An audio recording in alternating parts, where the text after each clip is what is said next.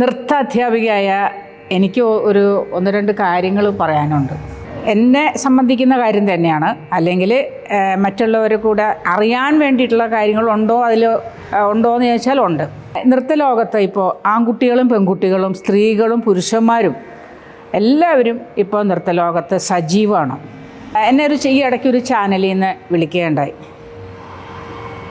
ഈ ഒരു ചാനലെന്ന് പറയാൻ പറ്റില്ല, ഒന്ന് രണ്ട് ചാനലിൽ വിളിച്ചിരുന്നു. കാര്യം ഇതാണ്, അതായത് ടീച്ചർ 77 കലാമണ്ഡലത്തിൽ നിന്ന് കോഴ്സ് കഴിഞ്ഞ് ഇറങ്ങിയെന്നാണ് ഞങ്ങളെയൊക്കെ അറിവ്.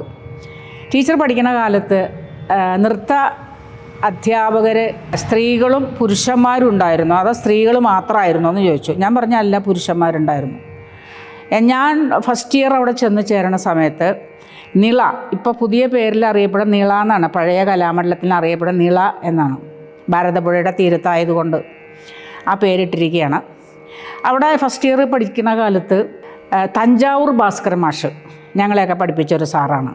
സാറ് ഒരു വർഷം ഞങ്ങളെ പഠിപ്പിച്ചോ എന്ന് ചോദിച്ചാൽ ആ വർഷത്തിൻ്റെ അവസാന കാലഘട്ടങ്ങളിൽ സാറ് അവിടെ നിന്ന് വിരമിച്ച് പോവുകയുണ്ടായി. അതെനിക്ക് തീരെ അങ്ങ് സത്യമായിട്ട് അത് ശരിക്കും ഓർമ്മ വരുന്നില്ല. കാര്യം പെൻഷനായിട്ട് പോയതാണോ അത് ജോലി മതിയാക്കി പോയതെന്ന് അറിഞ്ഞില്ല. പക്ഷേ പേര് തഞ്ചാവൂർ ഭാസ്കര മാഷ് എന്നായിരുന്നു.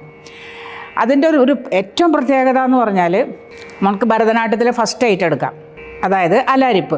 ഇപ്പോൾ അലാരിപ്പൊന്നും മാത്രമേ അലാരിപ്പ് ചെയ്യുന്നത് എൻ്റെ അറിവിൽ പല കുട്ടികളും വളരെ കുറവാണ്. നൃത്താഞ്ജലി, പുഷ്പാഞ്ജലി എന്നൊക്കെ പറഞ്ഞ് പല പല പേരുകളിൽ തോടയം എന്നുള്ള ഐറ്റങ്ങളിലൊക്കെ ഭരതനാട്യം കളിക്കുന്നുണ്ട്. നല്ലതാണ്, അതൊക്കെ അത്യാവശ്യം മാറ്റങ്ങൾ നല്ലതാണല്ലോ. പക്ഷേ പണ്ട് കാലങ്ങളിൽ അലാരിപ്പ് ഫസ്റ്റ് ആയിട്ട് നിർബന്ധമായിട്ടും കളിച്ചിരിക്കും. അതിനകത്ത് ഈ ഭാസ്കര മാഷ് കൊണ്ടുവന്നിട്ടുള്ള വലിയൊരു വ്യത്യാസം അത് പറയാതിരിക്കാൻ വയ്യ. പിന്നെ എന്തുകൊണ്ട് അത് കലാമണ്ഡലം അതിനെ തുടർന്ന് കൊണ്ടുപോയില്ല എന്ന് വെച്ചാൽ എനിക്കതിന് മറുപടിയില്ല. ഏറ്റവും ഉദാഹരണമാണ് തൈ തൈ താം കിട്ടതക തൈ തൈ തളങ്കുതക തതി കിട്ടതോം താ ധിത്ത എന്നാണ് അലാരിപ്പിൻ്റെ പോക്ക്. ഈ സാധനം ഭാസ്കര മാഷ് ചെയ്ത ഒരു സാഹിത്യ രൂപേണ താമരുമരുമനയുമെനിയ തനവും മരശും അയലാക സാഹിത്യമായി. നല്ലതല്ലേ ഇത്?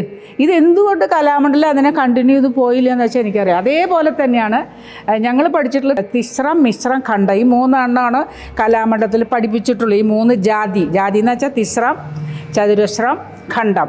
അതേപോലെ തന്നെ മിശ്രം താ തൈ തൈ താ കിട്ടതക താ തൈ തൈ തളങ്കു തക തതി കിട്ടത്തോം താ ധിത്ത.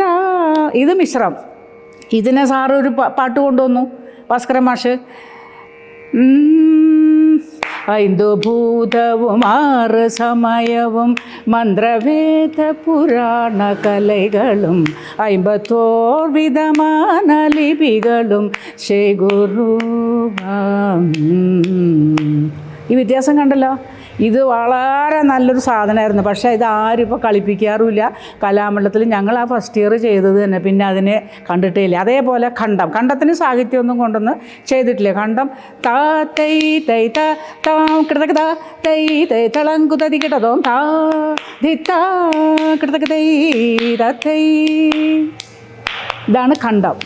ഈ ഒരു വ്യത്യാസം എനിക്ക് എല്ലാവരും ഒന്ന് പറഞ്ഞു. വ്യത്യാസം അതായത് കലാമണ്ഡലത്തിൽ നൃത്താധ്യാപകർ പുരുഷന്മാരുണ്ടായിരുന്നു എന്നുള്ളതൊരു സത്യം വെളിപ്പെടുത്താൻ വേണ്ടി മാത്രം പറഞ്ഞതാണ്.